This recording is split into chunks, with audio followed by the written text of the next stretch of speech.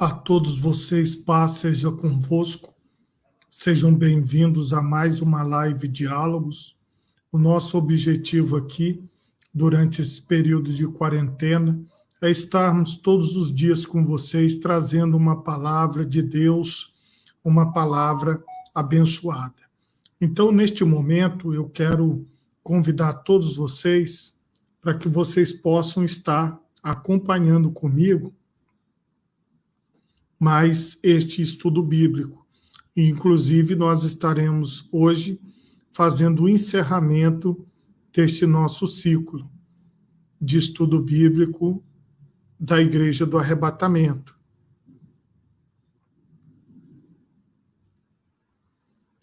Nós chegamos hoje na 13ª lição da Igreja do Arrebatamento, que é o estudo de Tessalonicenses. Nós estamos aqui com a revista Lições Bíblicas da CPAD Jovens do 2º trimestre de 2018. O título, A Igreja do Arrebatamento, o padrão dos Tessalonicenses para estes últimos dias. O comentarista é o Tiago Brasil. 13ª e última lição, Conselhos para a Vida. Texto do dia. Fiel é o que vos chama, o qual também o fará. 1 Tessalonicenses 5, 24. Síntese. O Senhor tem feito coisas grandes e tremendas em nosso favor. Texto bíblico. 1 Tessalonicenses 5, 23 a 28 e 2 Tessalonicenses 16 a 18. 1 Tessalonicenses 5. E o mesmo Deus de paz vos santifique em tudo, e todo o vosso espírito e alma e corpo sejam plenamente conservados e irrepreensíveis para a vinda de nosso Senhor Jesus Cristo. Fiel é o que vos chama, o qual também o fará. Irmãos, orai por nós, saudai a todos os irmãos com ósculo santo. Pelo Senhor vos conjuro que esta epístola seja lida a todos os santos irmãos. A graça de nosso Senhor Jesus Cristo seja convosco. Amém. Agora, 2 Tessalonicenses 3. Ora, o mesmo Senhor da paz vos dê sempre paz de toda maneira. O Senhor seja com todos vós. Saudação da minha própria mão, de mim, Paulo, que é o sinal em todas as epístolas. Assim escrevo.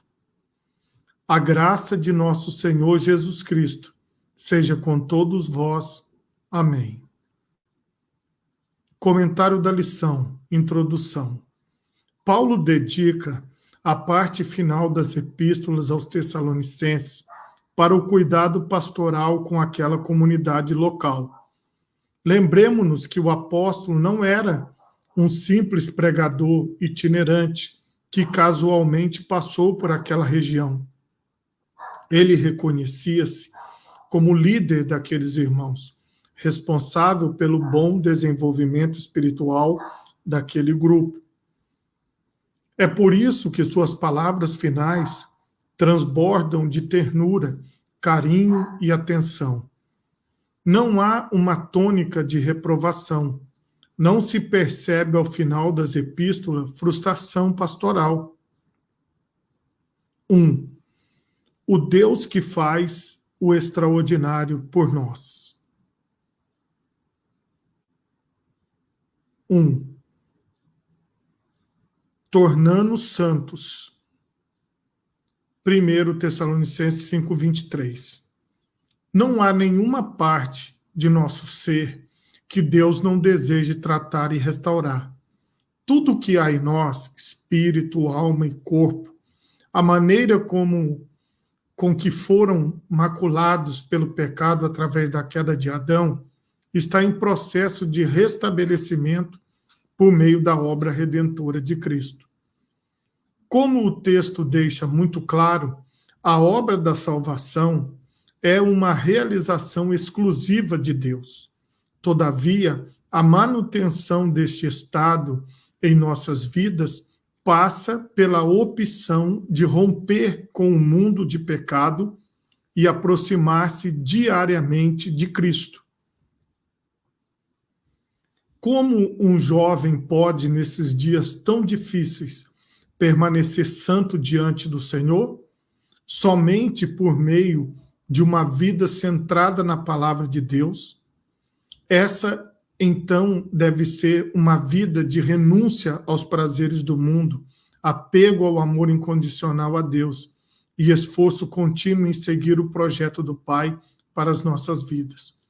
Então, os nossos dias, que são dias difíceis, podemos dizer que os dias dos Tessalonicenses também foram difíceis, porque não existem dias fáceis.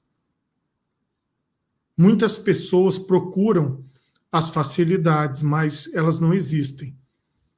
A vida, ela é feita de situações difíceis e nós precisamos aprender a superar os obstáculos, nós precisamos aprender a superar todas as dificuldades que se levantam contra nós. Por isso, eu digo a todos vocês que quando nós renunciamos ao mundanismo, ao pecado, e nos entregamos ao Senhor, nós vamos enfrentar dificuldades. Mas o caminho desse esforço contínuo, como ele coloca aqui, olha, esforço contínuo em seguir o projeto do Pai para as nossas vidas. Isso é maravilhoso, porque a cada dia que nós acordamos, nós dizemos, Pai, como nós podemos ser úteis nesse dia? O que nós podemos fazer hoje para a Tua glória? 2. Dá-nos abundantemente sua graça. Muito mais do que um simples chavão religioso, a graça seja convosco, de 1 Tessalonicenses 5:28, é uma oração contínua de Paulo, não apenas pelos cristãos em Tessalônica, mas por todos aqueles com quem ele conviveu ministerialmente.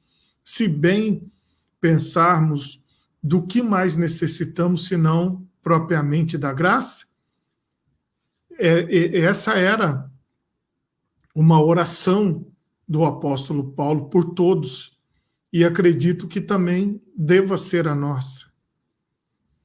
A suficiência de Cristo em nossa vida passa pela compreensão da revelação da graça dele em nossa história. Diante de tudo que o Senhor tem feito por nós, fica difícil compreendermos a manifestação do Pai em nossa vida mediante a sua graça. Lembremos-nos, já fomos libertos do pecado para vivermos por meio do milagre restaurador da graça. Romanos 6:14. 3. Permanece para sempre convosco. Tudo o que realizamos prospera quando seguimos pacientemente as orientações do Eterno para a nossa vida. Não há qualquer dúvida sobre o segredo da força que cotidianamente manifestamos na luta contra a maldade. Ela vem da alegria que o Senhor transmite ao nosso coração. A promessa de Jesus, antes de voltar ressuscitado ao Pai, foi que estaria conosco todos os dias até o cumprimento literal da vontade de Deus sobre todas as coisas. Este é mais um desses poderosos milagres que o Senhor realiza em nosso favor. Apesar de frágeis pecadores, Ele nos ama incondicionalmente. É claro que o amor de Deus tem como fundamento não algum tipo de bondade que exale de nós, mas as ricas misericórdias do Criador. Que bênção sobrenatural, o Deus Todo-Poderoso que se alegra em andar conosco, necessitados, pecadores. Este grande milagre da presença do Espírito Santo na nossa vida, da presença de Deus em nós, é que nos dá condições de estarmos com Ele também.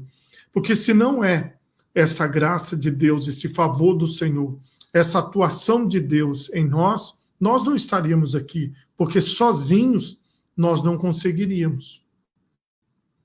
Pense, a obra que o Senhor deseja realizar em nós não implica em uma mudança e transformação de apenas algumas áreas em detrimento de outras. O desejo de Deus é que todo o nosso ser, espírito, alma e corpo, sejam libertos da escravidão do pecado e reposicionados para uma vida só para Deus. Ponto importante. A misericórdia de Deus liberada sobre nossa vida não é uma autorização para pecarmos deliberadamente, que a iniquidade seja sempre um erro, uma queda em nossa história, nunca um desejo obstinado que se instale em nosso ser. O grande problema do entendimento dessa graça, desse favor não merecido, é às vezes as pessoas não entenderem da forma correta que é um presente, um dom, uma dádiva, e que isso não nos autoriza a vivermos uma vida de pecado.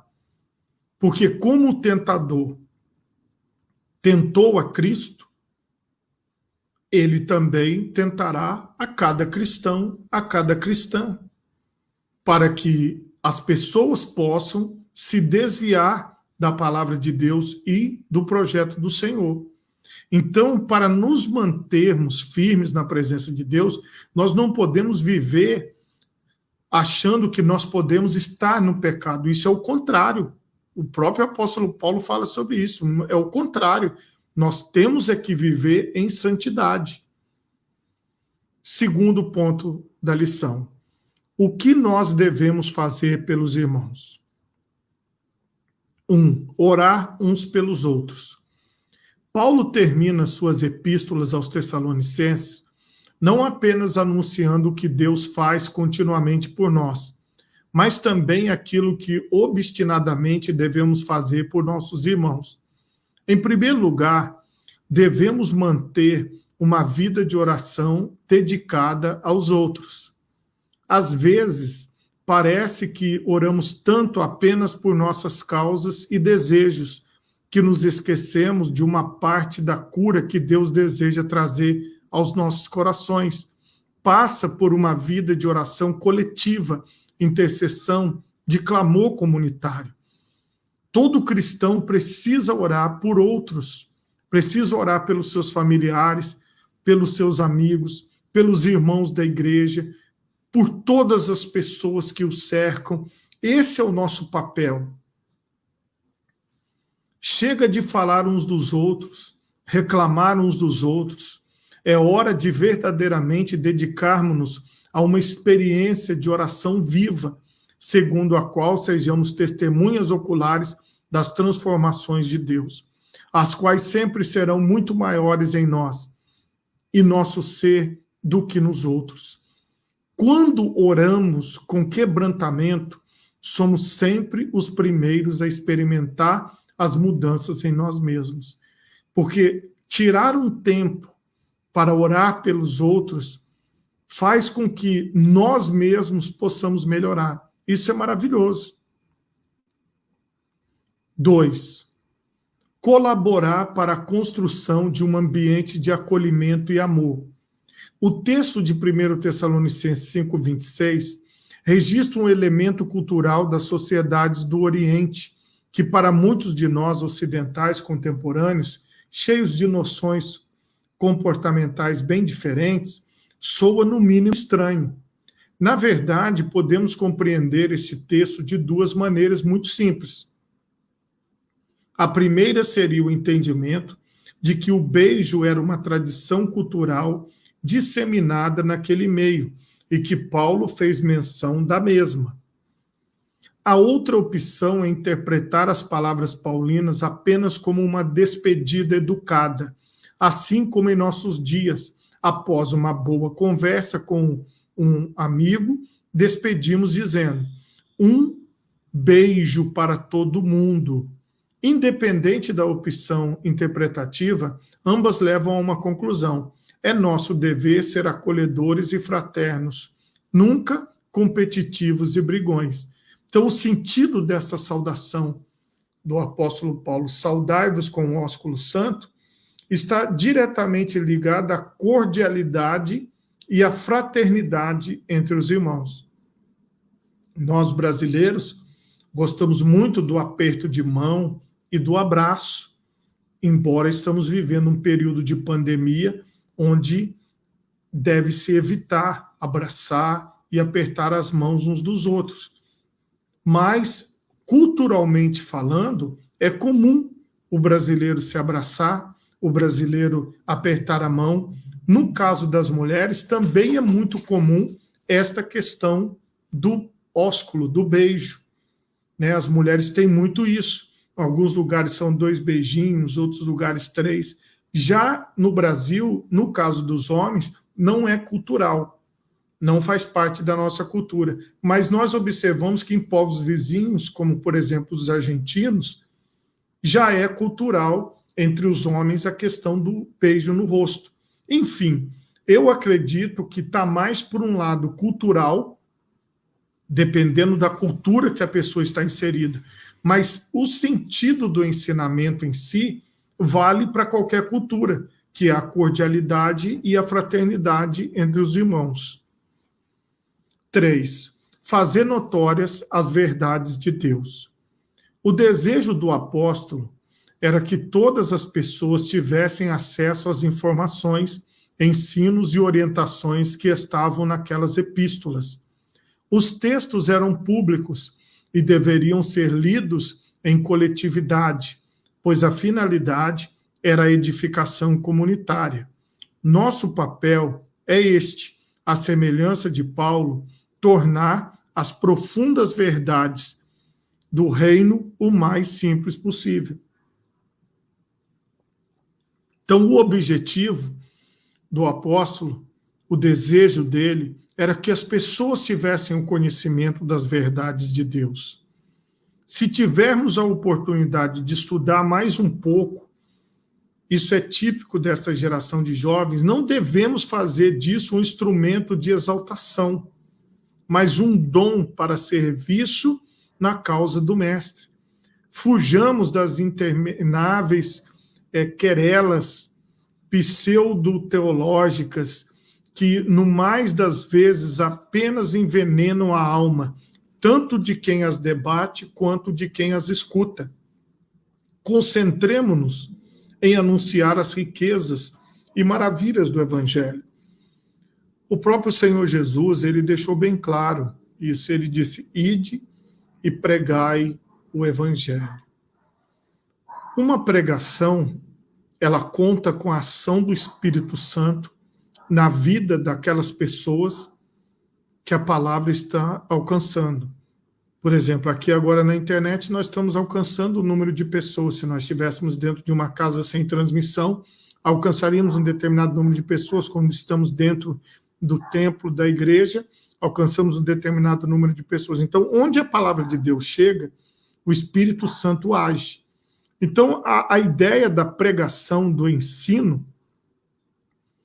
é um momento propício para o nascimento da fé, porque a fé vem pelo ouvir e ouvir a palavra de Deus. O momento que o Espírito de Deus convence o homem do pecado, da justiça e do juízo. E isso não é um debate. Jesus não disse, ide, debatei sobre o Evangelho, ide e coloque um de um lado, outro do outro, e comecem a conversar, um discordando do outro, um dizendo para o outro que ele está errado. Não foi isso. É simples, é pregar o Evangelho, a palavra de Deus. Aqueles que abrirem a mente, o coração e permitirem a ação do Espírito Santo, o Espírito Santo vai agir. E a ideia de fugir dessas questões de exaltação pessoal é muito importante para aqueles que querem e almejam a vida eterna e querem servir ao Senhor e querem agradar ao Senhor. Aqui, a visão não é ser melhor do que o outro, é apenas cumprir a missão e o propósito de Deus. Pense, a maldade de nossa sociedade tem prejudicado nossas relações interpessoais, inclusive dentro da igreja. É necessário que nossa mente seja restaurada à imagem de Cristo, para que possamos pensar diferente, de maneira mais pura, e tenhamos relacionamentos mais saudáveis. Ponto importante: na maioria das vezes, quando oramos por outros, especialmente quando estamos em situações de conflito, somos tendenciosos a orar clamando por mudança na vida dos outros. Mas e se o propósito de Deus em toda essa situação for transformar algo em nós? É uma boa reflexão. Terceiro ponto: como seu líder se despedirá de você? 1. Agradecendo a Deus pelo fim de um período turbulento? A despedida de Paulo dos Tessalonicenses, como vimos acima, foi carinhosa e cheia de votos de felicidade. Alguns líderes não veem a hora do ano, do trimestre, do congresso terminar para depois entregarem seus cargos, pois, infelizmente, os liderados não cooperam e ainda fazem muitas críticas. Que tipo de liderado é você? Cooperador ou maledicente? Excelente pergunta, né? Que tipo de liderado sou eu? Que tipo de liderado é você? Cooperador ou maledicente? Cada um só pode responder para si mesmo. Você teria coragem de liderar o Ministério de Jovens, o conjunto musical, a classe da escola bíblica de sua igreja? Se você fosse um líder, você desejaria um grupo de liderados exatamente como você é hoje? Estas perguntas não devem ser respondidas em público. Elas são, na verdade, um convite à reflexão interior, pessoal, individual. Façamos apenas mais uma pergunta. E se Paulo fosse o líder do grupo do qual você está envolvido? Como ele se despediria? Como seria a despedida dele? 2. Exausto emocional e espiritualmente? O índice de líderes adoecidos nas comunidades locais é altíssimo. Estafa, estresse, ansiedade. Estas são algumas das mazelas que dedicados servos de Deus têm adquirido em virtude da sobrecarga de trabalho a que se submetem. O que você tem feito para auxiliar seu líder? De que maneira sua participação como liderado tem sido uma bênção para quem lidera? Todos podem ser melhores, mas você também não? Seu líder é daqueles que carregam o piano sozinho e ainda tem que escutar comentários como não ficou bom, qualquer um faria melhor, coisa de amador? Auxilie seus líderes, pois aquilo que fazemos para o reino de Deus tem um valor eterno. Líderes também precisam de amigos e apoiadores, pois ninguém consegue fazer a obra de Deus sozinho. Guarde bem essa frase. Ninguém consegue fazer a obra de Deus sozinho. Nós precisamos das pessoas. Nós precisamos da colaboração dos irmãos, das irmãs.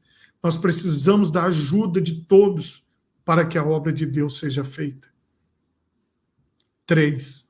Em lágrimas de gratidão por tudo aquilo que você tornou-se, que os nossos sentimentos sejam semelhantes ao de Paulo. Haja gratidão e alegria. Para tanto, reconheçamos que nosso trabalho nunca é inútil ou insignificante quando o fazemos para a glória do Senhor. A verdadeira alegria de um líder não é pelas coisas que faz, mas pelo legado que deixa na vida das pessoas. O testemunho de acompanhar pessoas feridas na alma e desacreditadas da fé e vê-las restauradas e louvando a Deus é algo fantástico. Quanto vale o preço de uma vida restaurada pelo poder de Deus? Quanto se pode pagar por um sonho ministerial que se torna realidade? O que se pode dar em troca da vida de um jovem alicerçada na presença do Criador? Em todos os casos, a resposta é a mesma: nada. Cristo seja sempre tudo em nós. Porque todo o trabalho na obra de Deus, levando o Evangelho, levando a palavra, todos que fazem isso, todos que plantam essa semente do Evangelho, da palavra de Deus, gemendo e chorando, quando observa que está dando resultado, está dando fruto, vidas têm sido transformadas, têm sido abençoadas. Isso enche a casa de alegria, enche os líderes de paz, de felicidade, mostrando que aquele trabalho está dando certo. Pense, o trabalho na igreja local é muito árduo e, na maioria das vezes, sem nenhum tipo de reconhecimento. Não sejamos do grupo dos que criticam e nada fazem. Coloquemo-nos como aqueles que estão dispostos sempre a fazer o melhor para o reino dos céus. Trabalhemos não para os homens, mas para o Deus que nos vocacionou. Ponto importante: que sejamos abençoadores do reino de Deus, ativos servos, conscientes de nossa vocação para o serviço do Mestre. Abandonemos a imaturidade cristã e que o nosso coração seja alinhado com o coração do Pai. Conclusão: o melhor jeito de despedir-se de um grupo é deixando muita vontade de não ir embora. Líderes e liderados precisam reconhecer seus papéis no reino dos céus e trabalhar cotidianamente para que cada um cumpra suas responsabilidades e acreditemos que o Senhor é que fará por nós aquilo que somos incapazes de realizar. Que nossas despedidas sejam sempre alegres e cheias de boas recordações. Façamos algo pelo reino. Glória a Deus por esta palavra, que nós possamos sempre fazer algo pelo reino de Deus. Eu louvo a Deus por esse período, que nós estivemos fazendo essa live direcionada exatamente para a questão da Igreja do Arrebatamento e dos Tessalonicenses, que nós possamos estar sempre nesta visão de Deus para nós, que é a visão de médio e longo prazo. Porque o apóstolo Paulo, ele pensava naquele povo crescendo sempre, evoluindo sempre, estando sempre abençoado. Que Deus possa abençoar a sua vida, a sua família, que Deus abençoe a igreja onde você congrega, e se você ainda não congrega numa igreja evangélica, eu convido você a entregar a sua vida para o Senhor Jesus e procurar uma igreja mais perto da sua casa, próxima da sua casa, para que você possa estar servindo ao Senhor com alegria. E pode ter certeza que quando o que o apóstolo Paulo descreveu exatamente aqui em Tessalonicenses, que nós ouviremos o soar da trombeta e não precederemos os que dormem, mas nós, os que estamos vivos, seremos arrebatados ao encontro do Senhor nos ares. Então, que esta verdade de Deus, que esta realidade de Deus possa ser algo firme e constante nas nossas vidas. Que Deus abençoe você e toda a sua família e até amanhã na nossa live, se Deus quiser. Amanhã nós estaremos fazendo aqui, dando aquele estudo bíblico direcionado para a liderança, tá certo? Que Deus abençoe você, paz seja convosco.